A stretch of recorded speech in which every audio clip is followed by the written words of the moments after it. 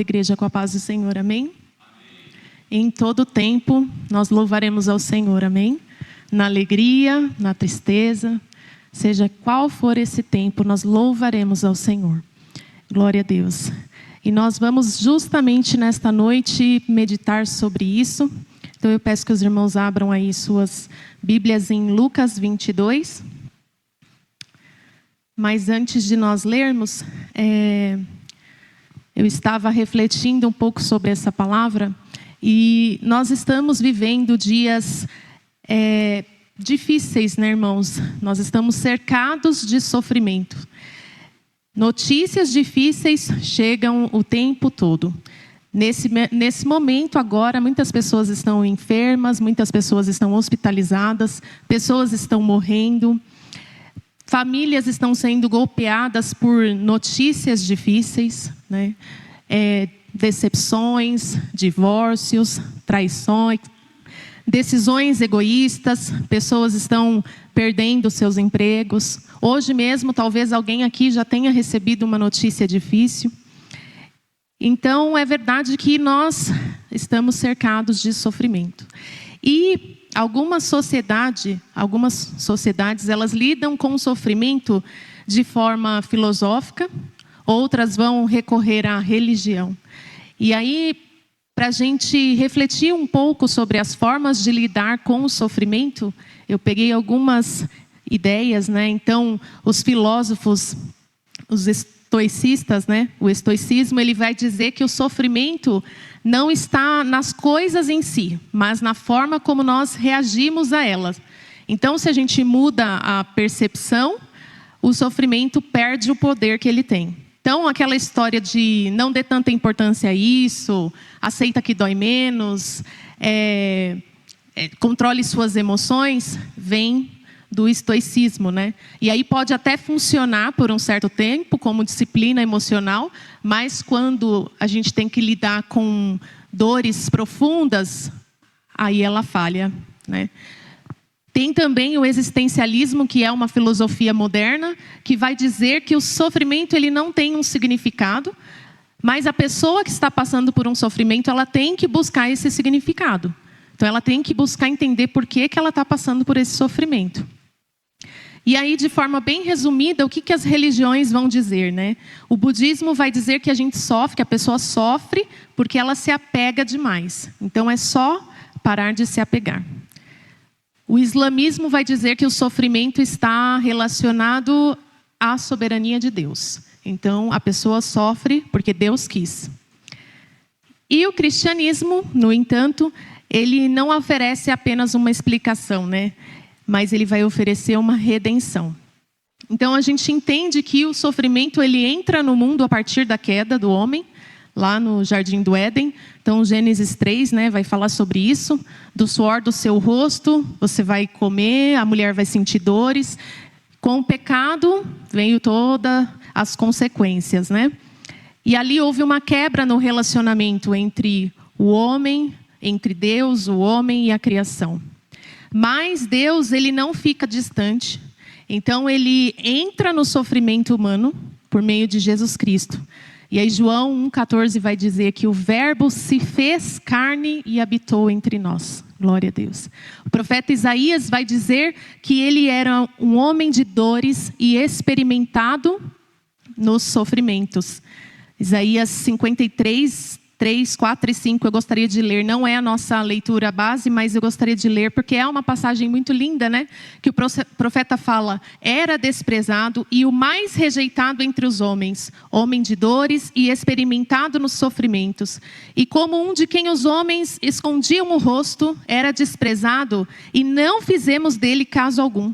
Verdadeiramente ele tomou sobre si as nossas enfermidades e as nossas dores levou sobre si. E nós o reputávamos por aflito, ferido de Deus e oprimido. Mas ele foi ferido por causa das nossas transgressões e moído por causa das nossas iniquidades. O castigo que nos traz a paz estava sobre ele, e pelas suas pisaduras fomos sarados. Aleluias. Então Jesus, ele viveu entre nós, ele vivenciou os sofrimentos do mundo, E não só isso, né? Ele nos deixou o exemplo de como lidar com esses sofrimentos. E ainda nos deixou o Consolador, que está conosco todos os dias. E nessa noite, o objetivo aqui não é responder por que nós sofremos, mas nós meditarmos como Cristo nos ensina a lidar com os sofrimentos da vida. É claro que a Bíblia ela é repleta de ensinos, de princípios, porque ela fala sobre muitos sofrimentos que nós podemos enfrentar na vida, desde Gênesis. Mas hoje, um pouquinho de como Jesus lidou com um dos momentos mais difíceis, né? Que ele enfrentou, se não o mais difícil. E aí nós vamos então ler Lucas 22, verso 39, que diz assim... E saindo, eu estou aqui com a NVT, tá, Gabriel? E saindo Jesus foi, como de costume, para o Monte das Oliveiras, e os discípulos o acompanharam. Chegando ao lugar escolhido, Jesus lhes disse: orem para que vocês não caiam em tentação. Ele, por sua vez, se afastou um pouco e de joelhos orava, dizendo: Pai, se queres, afasta de mim este cálice. Contudo, não se faça a minha vontade, e sim a tua. Então lhe apareceu um anjo do céu que o confortava. E estando em agonia, orava mais intensamente. E aconteceu que o suor dele se tornou como gotas de sangue caindo sobre a terra. Levantando-se da oração, Jesus foi até onde os discípulos estavam, e os encontrou dormindo de tristeza, e disse: por que vocês estão dormindo? Levantem-se e orem, para que não caiam em tentação. Então, nós vemos essa mesma passagem descrita pelos evangelhos de Mateus e Marcos, né? Mas eu vou me apegar aqui aos relatos de Lucas. Lucas dá alguns detalhes que me chamaram a atenção. Então, aqui a gente vê que tem uma mudança de cenário. Jesus e os discípulos, eles estavam lá no cenáculo e eles vão para o Monte das Oliveiras. Não para fugir, não para se esconder, mas para se preparar, né? E aí Lucas, ele não cita que ali no Monte das Oliveiras havia o jardim do Getsemane, mas os outros evangelhos citam, né? E aí eu fui buscar o significado, apesar de ser muito conhecido, né? O que significa Getsemane? E significa prensa de azeite, lagar de azeite. Então é nesse local, nesse lugar onde as azeitonas eram esmagadas, que Jesus experimentou a sua mais intensa agonia. E aí, quando a gente lê ali o primeiro versículo, né? E saindo Jesus, foi como de costume para o Monte das Oliveiras, e os discípulos o acompanharam.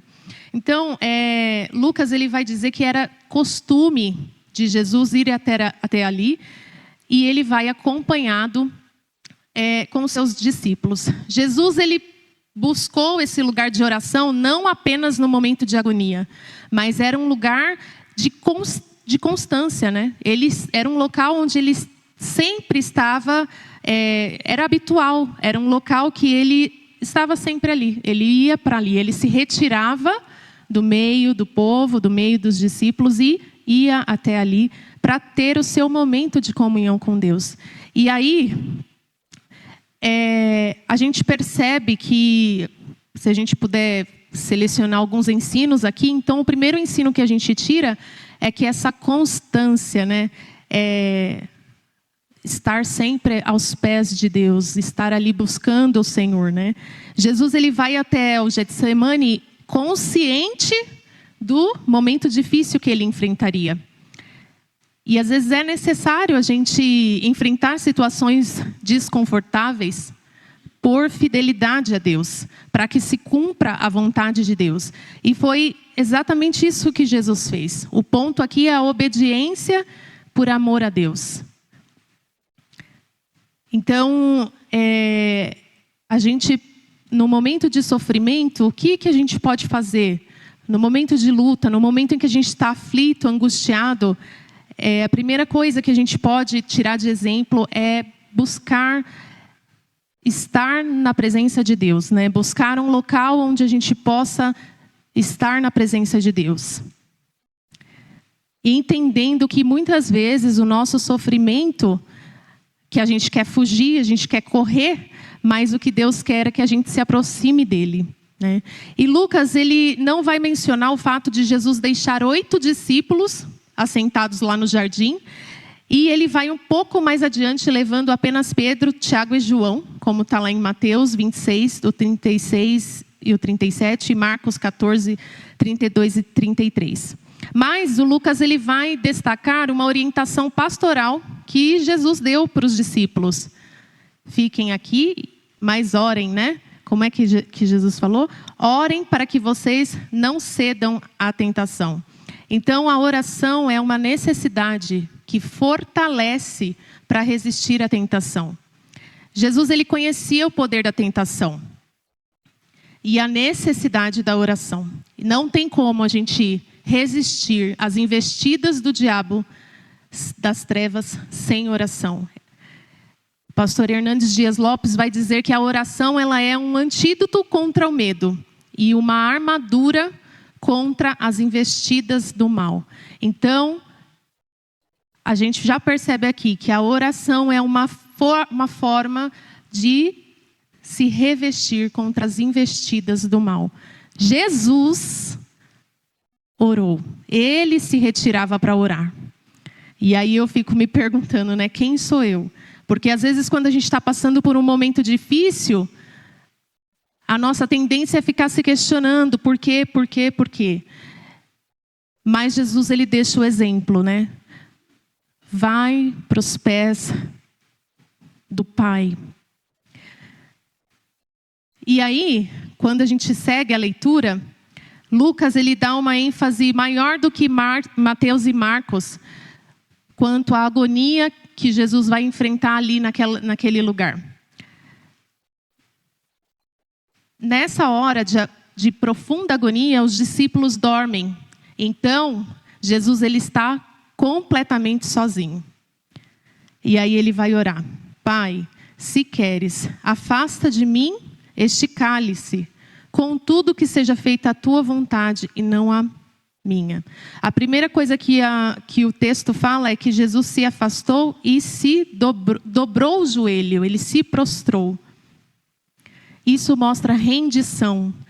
Eles tinham o costume de orar de pé, mas nesse momento, tamanha aflição e angústia de Jesus, ele se prostra, ele se dobra diante de Deus. E Mateus e Marcos informam que Jesus orou 3 vezes, mas Lucas, ele vai mostrar que Jesus, ele estava ali perseverando. Então ele vai, ora, volta, fala com os discípulos, e depois ele ora, e depois ele intensifica a oração. Tamanha era a sua aflição. Então Jesus se dobra e Jesus intensifica a oração. Será que no momento de aflição nós estamos intensificando a nossa oração, o nosso clamor, ou a gente está só reclamando, só questionando? Às vezes é necessário se entregar, clamar, suplicar intensamente. E Marcos vai dizer que Jesus orava e dizia, quando ele fala ali, Pai, na verdade é Abba Pai, lá em Marcos 14, 36. O termo aramaico aí é Abba Pai, que mostra o quê? Afinidade, mostra intimidade, mostra familiaridade. Paizinho, meu pai. Só que Jesus, ele não está pedindo para que Deus mude a sentença ali. Não é isso que Jesus está pedindo. Jesus, ele está ali naquela batalha orando, chorando, suplicando, intensamente, dobrado, não para fugir da vontade de Deus, mas para realizá-la. Paulo, aos Filipenses, no capítulo 2, verso 8, ele vai dizer que Jesus se humilhou e foi obediente até a morte e morte de cruz. E quando Jesus está falando aqui afasta de mim este cálice. Esse cálice que Jesus cita, não é um cálice, não é algo físico, não é um sofrimento fisiológico. Jesus entende exatamente o que era aquele cálice. Era a santa ira de Deus contra o nosso pecado. Era para cair sobre eu e você, sobre nós, e cai sobre um único homem. Jesus, então, ele sabia que o peso que estava por vir sobre ele não era simplesmente um sofrimento físico que ele passou. O peso maior não era esse. O peso maior é que ele sabia que ele seria desamparado pelo Pai. Como diz lá em Marcos 15:34. Esse era o cálice amargo que Jesus estava prestes a beber. Mas ainda assim, a sua oração não era para mudar a vontade de Deus, mas para mostrar que ele se submetia à vontade de Deus. Seja feita a tua vontade e não a minha. Então, a gente vê que a oração, ela alinha o nosso coração ao de Deus. Quando a gente ora, a gente não está orando para que Deus faça a nossa vontade.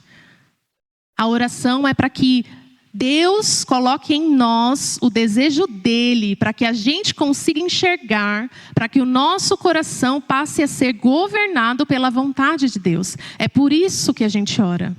Então, Jesus está mostrando aqui que ele não está querendo manipular Deus. Não, seja feita a tua vontade. Apesar do peso, apesar do cálice tão pesado, tão difícil que ele iria beber. Seja feita a tua vontade.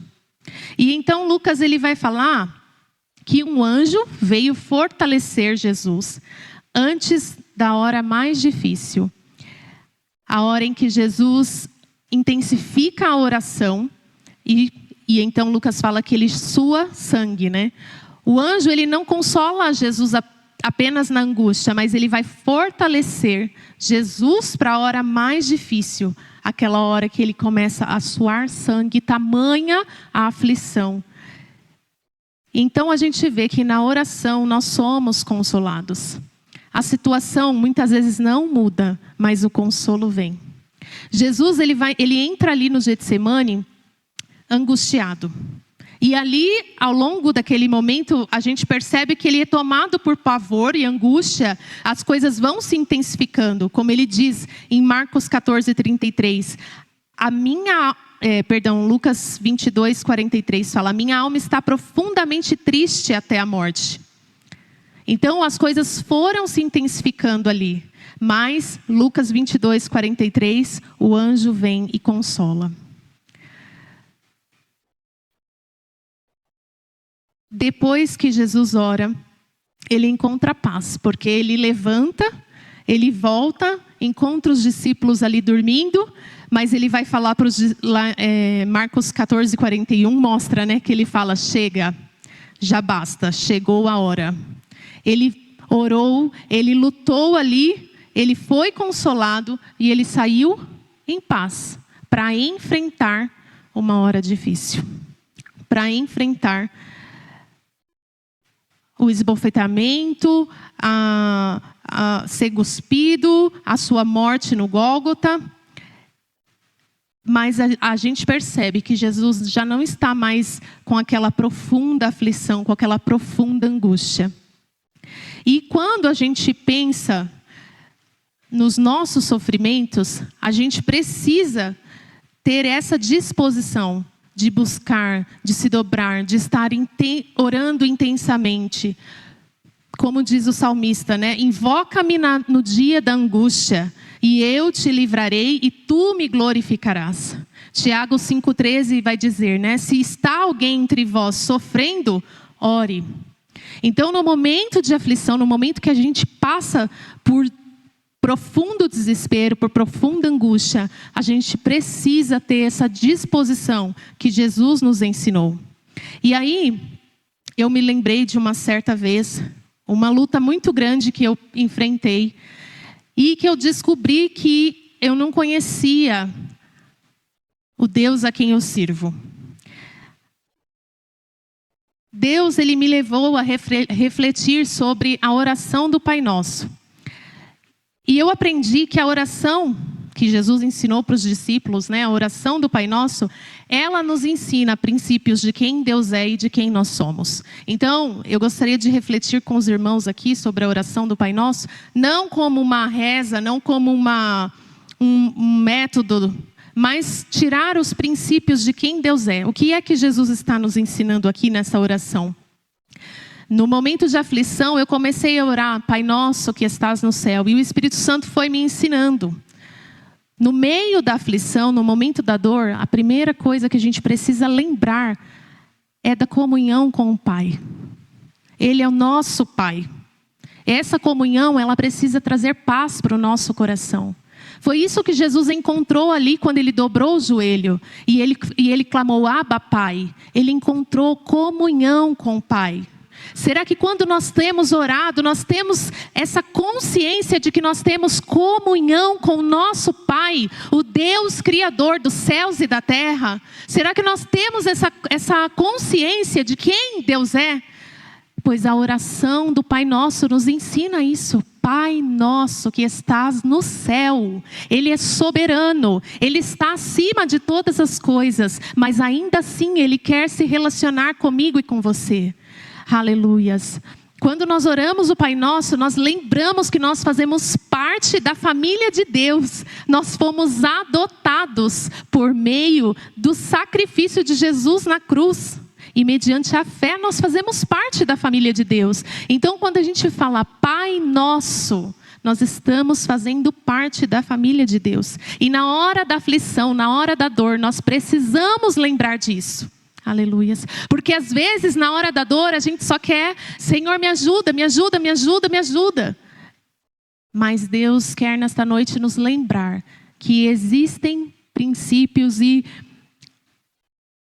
coisas mais importantes do que essa situação que nós estamos passando, que nós estamos enfrentando. E a primeira delas é que o Pai, o nosso Deus, Ele quer ter comunhão comigo e com você. Santificado seja o teu nome. Veja só, exaltá-lo antes de qualquer coisa, antes de qualquer pedido. Já vai mostrar para a gente qual que é a prioridade. Quem que é a prioridade? Aleluias. Eu sei que não é fácil, irmãos. Eu passei isso na pele. Mas o Senhor foi me ensinando que naquele momento de dor, naquele momento de aflição, de decepção, Ele era a prioridade. Era para exaltá-lo antes de pedir, antes de falar qualquer coisa. Aleluias. Ele é digno de toda adoração. Santificado seja o teu nome, exaltado, glorificado seja o nome de Deus em qualquer situação. Eu te louvarei em todo o tempo. Não foi isso que nós cantamos? Aleluias. Venha o teu reino. Quando nós clamamos, venha o teu reino. O reino de Deus é um reino de justiça, de paz e de alegria. Quando nós clamamos por isso, nós estamos pedindo para que Deus venha com esse reino sobre os corações, venha governar os corações, com justiça, com paz e com alegria. Ele passa a ser o centro das vidas. Nós falamos muito sobre missões, muito sobre evangelho, sobre evangelismo. Então nós temos que clamar, venha o teu reino. É dessa forma que o reino de Deus vem. Aleluias. Seja feita a tua vontade, assim na terra como no céu. Olha a oração que Jesus fez lá no Getsemane. E Ele já havia ensinado para os discípulos. Nós precisamos. Jesus, Ele já estava ensinando. Nós precisamos buscar a vontade de Deus. É a vontade de Deus que precisa prevalecer. A vontade de Deus, ela é boa, perfeita e agradável. Irmãos, boa nem sempre é confortável. Como a gente percebe no Getsemane. Nem sempre vai ser confortável. Mas ainda assim, a gente precisa lembrar que Jesus, Deus, Ele tem pensamentos, Ele tem planos de paz e não de mal. Ele tem o controle de todas as coisas. E quando nós permitimos que Ele governe as nossas vidas, quando nós permitimos que Ele tome a direção, Ele tem planos de paz e não de mal. Aleluias.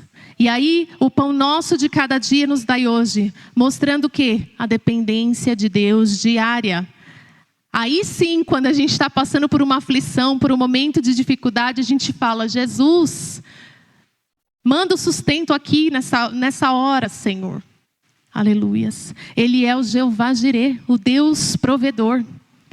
Ele pode suprir todas as nossas necessidades físicas, emocionais, espirituais, financeiras. Não há nada que seja impossível, não há problema grande que Deus não possa resolver. Para Ele não há impossível. Aleluias. Perdoa as nossas dívidas, assim como nós perdoamos os nossos devedores. O perdão é necessário. Jesus ensina na oração do Pai Nosso. Olha os princípios de Jesus, que Jesus está nos ensinando. Quando nós recebemos o perdão, a gente esquece que a gente também precisa oferecer. Só assim a gente vai mostrar que entendemos o que realmente Jesus fez por nós na cruz. Tem situações que são difíceis, o perdão não é fácil, eu sei disso. Mas se for necessário, o Espírito Santo sopra sobre os ossos do vale seco. Ele sopra sobre os ossos secos. Ele sopra. Eu já passei por situações difíceis que eu falei: Senhor, não tem como essa situação. Não tem como voltar a ter relacionamento, está morto. E eu lá em casa comecei a cantar aquele hino. Sopra Espírito de Deus neste lugar. Com teu poder e tua glória venha avivar. Irmãos, Deus começou a mover, começou a ter vida onde não tinha possibilidade de reatar união, de ter mais convivência. O Espírito Santo de Deus trouxe vida sobre aquele lugar. Aleluias. Então, o perdão é difícil? É difícil. Às vezes a gente não consegue por forças próprias, é difícil, mas quando a gente se submete à vontade de Deus, quando a gente abre o nosso coração e permite que Ele haja através de nós, Ele faz, Ele opera, Ele faz maravilhas, aleluias. Ele sopra, Ele faz o impossível, aleluias. Glória a Deus, louvado seja o nome do Senhor. Glórias a Deus. Talvez você esteja passando por uma situação que você não vê mais solução. Não tem como, aquela família, a união, eu não sei. O Senhor sabe de todas as coisas, Ele conhece o profundo. E se você pedir, o Senhor pode soprar. Mas lembra da oração de Jesus, se dobre, clame intensamente, busque ao Senhor. Aleluias, porque Ele está com os ouvidos atentos a ouvir a oração daquele que quer ser governado por Ele. Aleluias. Não nos deixes cair em tentação, mas livra-nos do mal. Nós clamamos aqui por proteção. Nós estamos aqui pedindo que o Senhor venha nos revestir, venha colocar uma armadura para que nós possamos enfrentar o mal. E não nos deixes cair em tentações, não é só do mal ao nosso redor, mas é às vezes a inclinação do nosso próprio coração. É aquilo que está lá dentro, que muitas vezes a gente quer fazer. Por isso que Jesus está ensinando. Pede, pode pedir, não nos deixes cair em tentação, mas livra-nos do mal. E então Ele vai nos protegendo, Ele vai guardando a nossa família, a nossa casa, Ele vai nos guardando. E aí por fim, pois teu é o reino, o poder e a glória para sempre. Nós adoramos no início da oração e nós adoramos no final, porque tudo é por Ele, para Ele, por meio dEle. Nós reconhecemos que sem Ele nada nós podemos fazer. Aleluias. Então, quando você estiver passando por um momento de sofrimento, que nós já ouvimos aqui, que é uma realidade, que nós não estamos imunes, nós precisamos lembrar que nós não vamos passar sozinhos. O Espírito Santo Consolador, Jesus deixou Ele para nos consolar, para nos ajudar. Paulo vai falar lá em Romanos 8:18, que os sofrimentos atuais, eles não podem se comparar com a glória futura que há de ser revelada. Então, irmão, não olhe para o seu problema, porque ela é temporária. Glória a Deus. é difícil, é muito difícil, mas é insignificante perto da glória que há de ser revelada em Cristo Jesus. Aleluias. Glória a Deus. E para nós finalizarmos, eu gostaria de ler 2 Coríntios 4, 17 e 18. Paulo vai falar novamente, né? Pois estas aflições pequenas e momentâneas que agora enfrentamos produzem para nós uma glória que pesa mais que todas as angústias e durará para sempre. Portanto, não olhamos para aquilo que agora podemos ver. Em vez disso, fixamos o olhar naquilo que não se pode ver, pois as coisas que agora vemos logo passarão, mas as que não podemos ver durarão para sempre. Há um lugar preparado onde não haverá mais choro, nem dor, nem tristeza. Mas enquanto nós estivermos aqui, lembre-se da oração. Lembre-se de clamar intensamente. Lembre-se dos princípios que Jesus nos ensinou na oração do Pai Nosso. A gente não passa sozinho. O Espírito Santo passa conosco. Amém? Que Deus abençoe, que o Espírito Santo possa falar mais aos corações. E que se você estiver passando por algum momento muito difícil, ao final, os pastores, eu vou pedir para os pastores, quem for fazer a oração final, orar por essas pessoas, para que elas possam ser revestidas, para enfrentar esse momento tão difícil, amém?